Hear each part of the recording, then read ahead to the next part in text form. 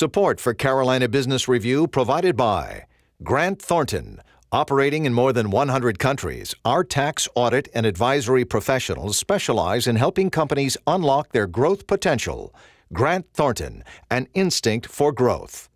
BB&T, over 140 years of financial knowledge shared daily. BB&T, member FDIC. Blue Cross and Blue Shield of South Carolina, where healthcare is changing for the better. Find out how at ahealthysc.tv. And by Sunoco, a global manufacturer of consumer and industrial packaging products and provider of packaging services with more than 300 operations in 35 countries. One of the important advantages of this tough economic forces that we have been witness to and have endured the last few years is the way we think about commercial activity and success and how it relates to our broader public policy. We are taking a fresh look at some old but key issues, themes like education, healthcare, at-risk families, and how they are not separate, but rather all connected to our business, our lifestyle, and what is important to our collective conscience. Thank you for supporting us, and welcome back to the longest-running and most widely watched dialogue on Carolina business and public policy.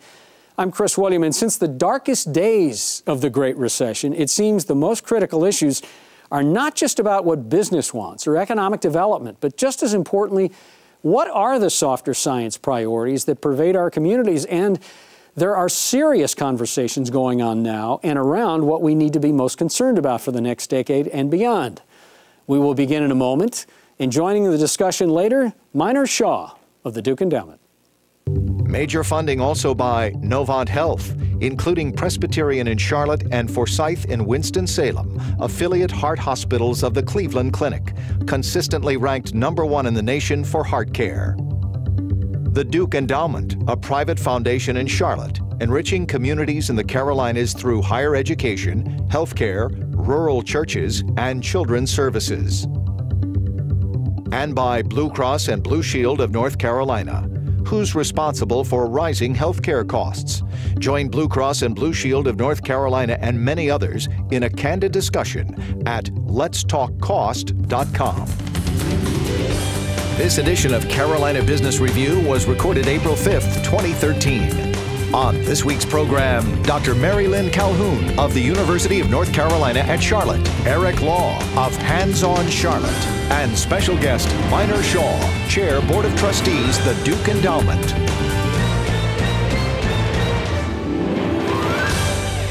In a while, I'm going to have to go check it out. I'm sorry. You know, we always talk about the great things before the cameras roll, and that's exactly what we're doing now. But Eric, welcome. Lynne, good to have you back. Thank you. Thank you. We're actually talking about the UNC Charlotte 49ers football program, that the stadium has come out of the ground magically, and they're going to play their first game in August. Is that so right? We're currently undefeated. And, yeah, okay. And we'll launch the that. team this fall. Exciting times. It is exciting times. You know, speaking of times, Lynne, correct me if I'm wrong, but it seems like the dialogue we're having about education, let's just kind of get to the point here. Education in North and South Carolina is being talked of transformatively, and it seems different than it was even 5 years ago. It seems like there's more agreement on the direction we need to go. And I'm not just talking about K through 12, but education as a major staple in where we're headed. Am I wrong to think that? I agree with you that the discussion is emerging as a very important discussion, and the commitment to trying to find a path to great educational opportunity for young people from preschool through higher education is a very important discussion. I'm not sure that I agree that that we all see the pathway as the same pathway. A new shift in the discussion seems to be more toward competition, privatization in education, in contrast to building up the public school system as a core value and a core proposition for creating the global workforce that we need in the 21st century. So there are some trends in the education discussion that suggest that it's it's better to have private options or more private options. You're talking about charter schools taking? Charter schools, vouchers, homeschooling, with different standards and different expectations. And I'm not sure that discussion is bringing us to the place where what do we need to do to honor the North Carolina Constitution, which guarantees a free basic education for all of North Carolina's children. Excuse me, I'm sorry. So Eric, same question. Is the dialogue different about education now? And more toward Mary Lynn's point, are we closer together on the issue, or are we further apart? Personally, I think we're further apart. I grew up in a family of educators, and things have changed quite a bit since I was growing up, and certainly since my grandparents were first involved as educators, both here and in South Carolina many, many years ago. As Mary Lynn referenced, there's a huge debate as to whether we are here to provide this basic right to education to all of the population, or whether it's to be provided to certain populations, whether emphasis is to be placed, whether more emphasis is to be placed on certain groups. But one thing that does seem to be universal is that, well, I won't say it's universal, it's still open to debate, but one of the things we try to do at Hands on Charlotte is to work in partnership not only with local schools but with other community agencies to make sure that everybody is working together to benefit the students. We have a program at Albemarle Road Elementary School here in Charlotte where we're working to bring together not only the students but their families, including parents, guardians, and siblings, and other folks from the surrounding neighborhood to help positively impact the educational outcomes of those elementary school students. This is an overcrowded school with over 1,200 students in an elementary school, many of whom do not have English as their primary language. So twice a month, our volunteers, led by our team of AmeriCorps Vista members, will provide a free hot meal to the students and their family members, provide educational clubs for the students and life skills classes for the adults, including English as a second language classes, so that the parents, other family members, and the folks from the community at large can better support educational outcomes for the kids. Okay, let me take that and come back to you, Mary Lynn, because I know in both states, and it's not happening just in the State House in Columbia or not the General Assembly necessarily in Raleigh, in North Carolina, but there is a real cellular discussion going on among business in both states at the highest levels that education needs to be a priority. They're coming at it from a business standpoint, but they're still coming at it. And I know this for a fact that the largest organizations, corporate organizations, are behind this effort. So back to your point, and something that Eric said about the partnerships that you have with your particular school in Charlotte, is will this, whatever education looks like the next decade, is it going to be driven by non-legislative priorities, or will those who make public policy, will they have to get on board with this? There seems to be a great deal of legislative energy around education shifts right now. And if I were going to guess what the next 2 or 3 years are going to be like, I would guess that legislative action will greatly impact what's going on. I want to say to you, Chris, that those of us who are professional educators have been greatly influenced by the thinking that's been going on with business leaders and CEOs about what the workforce needs to look like. And some of the things that we've learned from the business leaders include the kinds of skills that young people need. Content is a big part of that, skill is a big part of that, but also the soft skills of communication, teamwork, collaboration, innovation. I'm not convinced that some of the education reforms that are being instituted primarily legislatively will lead to those desirable outcomes. If the focus is primarily on assessments that look at basic skills, and assessments that tend to narrow the curriculum. Are you talking about teaching to a test? Teaching to a test. If schools, teachers, states are evaluated by scores that children make on tests, and those tests primarily focus on reading and mathematics, then what happens to science, discovery science? What happens to the arts? What happens to social studies? So the kind of curriculum, the full, rich curriculum, foreign languages, physical education, that could lead to the innovation and creativity that business leaders say they want, kind of gets pushed aside because there's this narrowing of what's important. Okay, we're going to take about 60 seconds here. Hold on, Eric. I want to ask you both this, and we really do have to wrap this up in about 60 seconds, bring our guest on. But does, in South Carolina, Mick Zase is the superintendent of education, and he said, you know, it's not about the money, it's about teacher performance. It's about poor teacher performance, and we need to get poor teachers out of the system. And the system, it'll go a long way to have a better outcome with the kids coming out of the system. In North Carolina, Senator Phil Berger reintroduced legislation to take away teacher tenure. So do these kind of comments and actions, is it antagonistic to those who are trying to do the practical thing and those who are practitioners? Yes. And let me tell you why.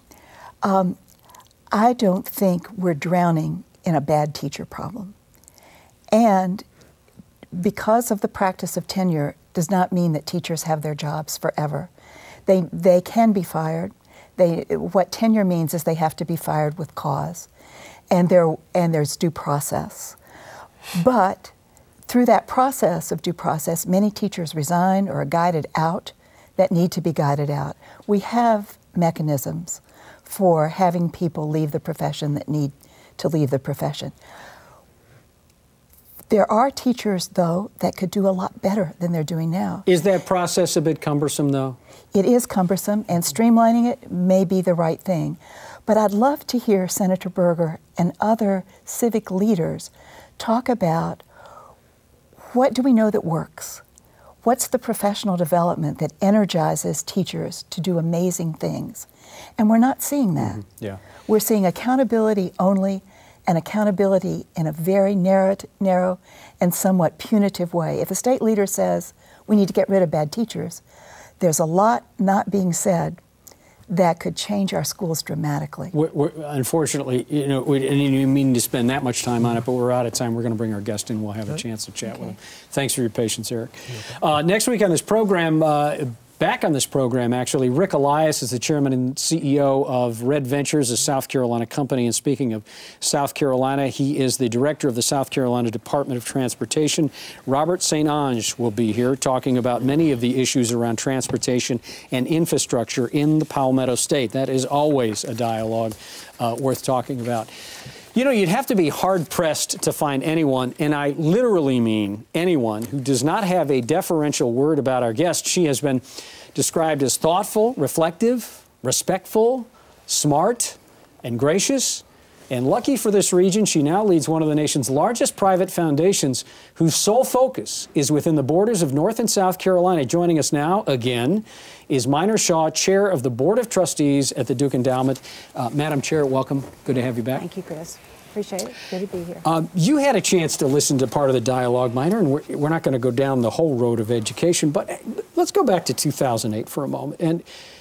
And some of the strategic thinking around what the Duke Endowment does, how has that changed over the last 5 years, given not just the economy, but maybe the more acute need that's in social circles these days? Well, we have had to address a lot of changes because, as you know, we, as in all foundations, lost money during the 2008 recession, and it decreased the amount of money that we were able to give away. So as we looked at the way we could strategically give our dollars, we have been, I think we've really been focusing on being much more strategic with our giving. We also are very involved with looking at evidence-based programs that have been proven to be true and effective programs. We want to make sure that we're using our dollars as effectively as we possibly can. And of course, we've always done that, but I think we're more focused on that now. We realized after 2008, in 2008, we gave away about $160 million in 2009, we gave away about $105 million. So it really decreased the amount of money that we were able to give away, and we've worked our way back up to $120 million this past year. But in doing that, we've really had to be way more strategic in our thinking, and we were not able to, during those first couple of years in the recession, we were not able to entertain a lot more grant requests. We were able to to honor those that were already pledged out. And I think as bad as the recession was, it's also caused us to step back and think a little bit and be more focused in our grant making. We're giving larger grants and probably fewer grants, but we feel like they're more effective. But drilling a little bit deeper in the strategic needs. And particularly in evidence-based programs. You know, I want to come back to that and drill down just a little bit on that evidence-based, but I'm going to give everyone a chance here. Mary Lynne? Minor, I'm so impressed with the focus of the Duke Endowment as well as other philanthropic foundations in looking at the impact of funded projects on the people and communities served. Could you give us a couple of examples of great impact data you've encountered in some of your projects? Well, I think one would be the Benefit Bank. And we've been able to help partner with other foundations and organizations to help bring the Benefit Bank to North and South Carolina. That's a national program that we've been very fortunate to have in North and South Carolina. And by working with an online web-based program through volunteers, we've been able to help low and moderate income people access funds, workforce funds that they were all eligible for, but they would never have known about from the federal and the state levels. And by using the web-based program, we've been able to bring into South Carolina over $74 million to 17,000 individuals. And in North Carolina, we've brought in a little bit over $40 million. And of course, the Duke Endowment has partnered with other organizations, have been public and private partnerships that have helped make that happen. But that's been a direct impact of really looking at some evidence-based programs and wanting to help these people who are able to access those dollars move out of poverty and be able to become sustainable, hopefully. Do you have mechanisms in place to be able to follow those families down the road and see how they're putting those funds to good use? Well, we do, and you know, every community is doing it differently, and North and South Carolina do it differently. In North Carolina, MDC manages the Benefit Bank. In South Carolina, the South Carolina Office of Rural Health manages the Benefit Bank. And it's wonderful because we can come together and we can utilize programs that might already be out there that these people wouldn't know about. For instance, individual development accounts, IDAs. And as people get more money that they can use that might be disposable income, that can help them go back to school. And we definitely do track those results. And we've tracked the results with Nurse Family Partnership. That's been one of the most exciting programs that we've been able to, with others, partnering with others, bring into the Carolinas. And that's been extremely effective. We're just now beginning to get some data that shows the tremendous impact that this Nurse Family Partnership program has on preventing low birth weights. And one of our goals with Nurse Family Partnership is to, of course, the whole program is to work with the new mothers who are teenage mothers, they're low income, first-time mothers, and they have a nurse working with them for 2 years. And by doing that, we are helping ensure that those babies are born healthy, they have a normal birth weight, that they have the proper development during childhood, and then these parents go back to school, hopefully, because most of these young mothers only have a 10th grade education at the most. We have shown, I mean, the data is showing that that's happening, and we're really happy with that. Yeah, and let me expand on that just for a second, Madam Chair. This Nurse Family Partnership that you all call NFP within the confines of the endowment. So if you're able to draw a line from they're no longer low birth weight children, the mother is not as pregnant as much or not anymore, is thinking differently about it, is not as much of a drain in the social services side. The kids are, and I'm assuming, and I don't want to put words in your mouth, but the kids are more ready for school or preschool or learning. Can you draw a line to all those things and say these are the direct benefits, and the halo effect will be X, X, and X? Well, you absolutely can. In fact, this program is over 20 years old. We've had it in South North Carolina for the last several years, but it's a proven program. And the interesting part about it is it actually was started by someone who worked in the Federal Reserve. And that is why this person got involved and interested in this particular aspect of working with these first-time mothers, trying to prevent the low birth weight pregnancies, trying to help these families then and mothers move into an area of their lives where they could actually break the cycle of poverty. And these children, it's been proven that the children stay out of jail. They learn better. I mean, the results are just dramatic. And in fact, the return to the system is over $5.50 to every $1 that's invested. So it's not only helping the families, but it's helping the community, and it's helping the states of all the states that it's in, certainly in North and South Carolina. It's also an economic development. The economic development aspect of this is pretty strong. Yeah, clearly. Mary Lynne? The work of the Duke Endowment fosters healthy communities and good educational outcomes, including higher education. And I'm wondering if the endowment has some examples of linking higher education, college and university students, to other goals of the endowment through service learning and civic engagement. Well, we do. I mean, there are numerous examples of that through the years, and I guess at the moment, one of the things that's exciting is we are working with all 4 of our schools, and that's Davidson, Duke, Furman, and Johnson C. Smith. We're working with all of those schools and have been with sustainability, and they've gotten a number of grants over the years that we've been working with them to help with sustainability.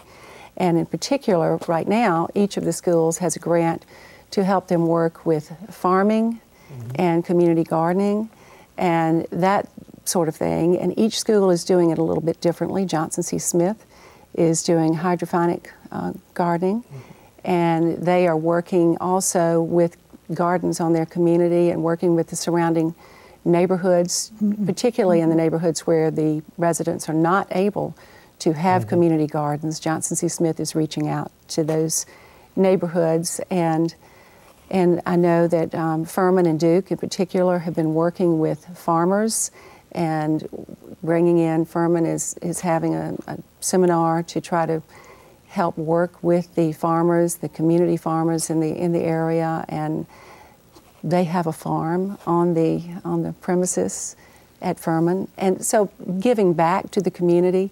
But in addition to that, Furman just was named to the 2013 President's Higher Education Community Service Award, and which is one of the highest that you can get in the nation. So there's a lot of giving back that goes on with the schools. And what you're doing through that work is preparing the next generation That's right. of citizens who will work for the common good. Well, that's exactly right. And, we feel very strongly that community service and community conscience is part of what students should learn in college, and Mr. Duke felt that way too. And he certainly was the best example of that. We have about 30 seconds. Can you do it pretty quickly, Eric? I can, and maybe we can continue this, but Minor, I've always been curious about the Duke Endowment's ability to adapt over the last 90 years, given the constraints that Mr. Duke put on the endowment when he established it in 1924. How has the endowment been able to adapt to changing needs? Well, we've really, as we look at each division, we've really adapted those. I think we've tried to be very creative in looking at Mr. Duke's indenture, but making sure that it is pertinent for today's world. And Minor, I hate to cut you off because I know to try to explain the creativity with such a tough indenture or such a limiting indenture is maybe a better way to say it. Please come back and let's continue that conversation. I think it would be important. Thank you for being here. Good to see you again. Eric, thanks for being on the program. Thanks, Mary Lynne. Until next week, I'm Chris William. We hope your weekend is good. Good night. Major funding for Carolina Business Review was provided by the Duke Endowment, a private foundation in Charlotte enriching communities in the Carolinas through higher education, healthcare, rural churches, and children's services. Blue Cross and Blue Shield of North Carolina. Who's responsible for rising health care costs? Join Blue Cross and Blue Shield of North Carolina and many others in a candid discussion at letstalkcost.com. Grant Thornton, operating in more than 100 countries, our tax, audit, and advisory professionals specialize in helping companies unlock their growth potential. Grant Thornton, an instinct for growth. Novant Health, including Presbyterian in Charlotte and Forsyth in Winston-Salem, affiliate heart hospitals of the Cleveland Clinic, consistently ranked #1 in the nation for heart care. Sonoco, a global manufacturer of consumer and industrial packaging products and provider of packaging services with more than 300 operations in 35 countries. Blue Cross and Blue Shield of South Carolina, where healthcare is changing for the better. Find out how at ahealthysc.tv. BB&T, over 140 years of financial knowledge shared daily. BB&T, member FDIC. And by viewers like you. Thank you. Promotional consideration provided by Business North Carolina Magazine. For more information, visit carolinabusinessreview.com.